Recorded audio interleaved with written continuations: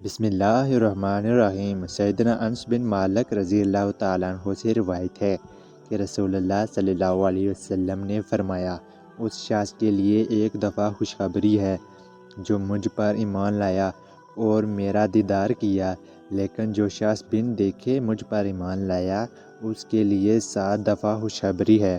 سیدنا عمر بن ابسہ رضی اللہ تعالیٰ عنہ سے روایت ہے کہ ایک بوڑھا آدمی لاٹھی کے سہارے نبی کریم صلی اللہ علیہ وسلم کے پاس آیا اور اس نے کہا، اے اللہ کے رسول، بے شک میں نے دھوکے، خیانتیں اور برائیاں کی تھیں، کیا پھر بھی مجھے بخش دیا جائے گا؟ آپ صلی اللہ علیہ وسلم نے فرمایا، کیا تو یہ شہادت نہیں دے رہا ہے کہ اللہ ہی معبود برحق ہے؟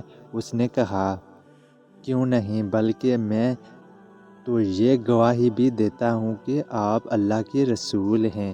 آپ صلی اللہ علیہ وسلم نے فرمایا، تیرے دھوکوں، خیانتوں اور برائیوں کو بخش دیا گیا ہے۔